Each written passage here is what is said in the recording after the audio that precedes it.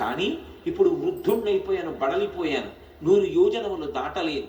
కాబట్టి పిల్లవాడివి, శక్తివంతుడవు, నువ్వు శక్తి పుంజుకొని బయలుదేరాలని జాంబవంతుడు హనుమతో మాట్లాడి ఒక మాట అన్నాడు. హనుమాన్ హరిరాజస్య సుగ్రీవస్య సమోహ్యపి రామలక్ష్మణయోశ్చాపి తేజసాచ బలీనచ. జాంబవంతుడు రామాయణంలో ఏదైనా చెప్పాడు అంటే దానికి ఒక ప్రమాణం ఉంటుంది. ఎందుకంటే సృష్టికర్త అయిన బ్రహ్మగారు ఆవలిస్తే బ్రహ్మగారి అంశతో బయటకు వచ్చినటువంటి వాడు. ఆయన అంటున్నాడు, హనుమాన్ హరిరాజస్య, ఓ హనుమ, నువ్వు వానరులకంతరికీ కూడా రాజుతో సమానమైన వాడివి. పేరుకి సుగ్రీవుడు రాజు, కానీ సుగ్రీవుడి కన్నా నువ్వు ఏ విషయంలో తక్కువ కాదు. సుగ్రీవుడే కాదు, రామలక్ష్మణయోశ్చాపి తేజసాచ బలీనచ, రామలక్ష్మణులతో కూడా నువ్వు తేజస్సులో బలంలో సమానమైనటువంటి వాడివి. అటువంటి వాడివి ఇలా కూర్చుంటావా? ఉత్తిష్ట హర్షాత్తూల హరిషాత్తూల లంఘవస్య మహార్ణవం పరాహి సర్వభూతానాం హనుమన్యా గతిస్తవ. ఓ హనుమ, నీవు నీ బలాన్ని జ్ఞాపకాన్ని తెచ్చుకొని పైకి లేచి ఈ సముద్రాన్ని దాటు. నువ్వు దాటుతున్నప్పుడు ఈ బ్రహ్మాండంలో ఉన్నటువంటి సమస్త భూతములు ఆశ్చర్యపోతాయి నీ గమన శక్తిని చూసి. ఆశ్చర్యపోయి భూతకోటి అంతా లేచి నిలబడి నమస్కరిస్తుంది. అంత వేగంతో వెళ్ళగలిగిన వాడివి. అటువంటి వాడివి ఇలా కూర్చోకూడదు. వానర జాతి పరువంతా నీ చేతిలో ఉంది.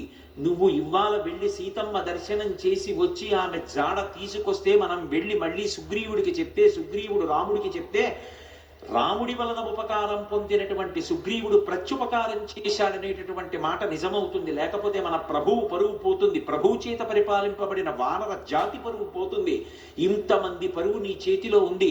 ఇంతమంది శోకాన్ని పోగొట్టగలిగిన వాడివి నువ్వే. నాయనా లే అని ఒక్కసారి ప్రచోదనం చేస్తే శాప విమోచనం అయిపోయింది. తెలియక ఒక మాట అంటుంటారు, హనుమకి తన బలం గుర్తు చెయ్యాలని. మనం ఇప్పుడు జ్ఞాపకం చెయ్యక్కర్లేదు. ఎప్పుడో కిష్కింధకాండ చివరిలో సుగ్రీవుడు చేసినటువంటి స్తోత్రం చేత హనుమ యొక్క ఆ శాపమంతా విమోచనం అయిపోయింది. వెంటనే ఆయన తన బలాన్ని తాను జ్ఞాపకానికి తెచ్చుకొని మహేంద్రగిరి మీదకి ఎక్కుతూ అక్కడ నిలబడి ఒక మాట చెప్పారు. నా బలం నాకు జ్ఞాపకానికి వచ్చింది. నాతో సమానంగా వెళ్ళగలిగినటువంటి వాళ్ళు ఇద్దరే. ఒకటి నా తండ్రి వాయుదేవుడు, 2 గరుత్మంతుడు. నేను ఎంత వేగంగా వెడతానంటే సూర్యుడు ఉదయాద్రి మీద ఉదయించి ప్రయాణం ప్రారంభం చేసినప్పుడు సూర్యుడితో పాటుగా ప్రయాణం ప్రారంభం చేసి సూర్యుడు మధ్యాహ్నానికి ఆకాశం మధ్యలోకి వచ్చేటప్పటికి నేను పశ్చిమాద్రికి వెళ్ళి పశ్చిమాద్రిని ముట్టుకుని మళ్ళీ తిరిగి వచ్చి మధ్యాహ్నం సూర్యబింబాన్ని కలవగలను. అంత వేగంతో వెళ్ళగలను.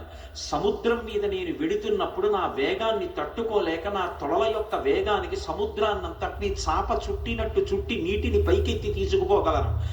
ఆకాశంలో ఉండేటటువంటి మేఘములన్నిటినీ కూడా నా భుజముల చేత కట్టి ఈడ్చేయగలను. ఈవలి ఒడ్డున నిలబడి ఆవలి ఒడ్డుని నా చేతితో స్పృశించగలను. పర్వతములను పైకెత్తి ఆడి వాటిని చూర్ణములను చెయ్యగలను. ఈ భూమినంతటినీ చుట్టతాను. సముద్రాలన్నింటినీ కూడా కలచివేసి అవి తమ చెలియల కట్టలు దాటి ప్రవహించేలా చెయ్యగలను. అంతటి శక్తివంతుడనన్న విషయం నాకు అర్థమైంది. ఇప్పుడు నేను లంకాపట్టణానికి బయలుదేరుతున్నాను.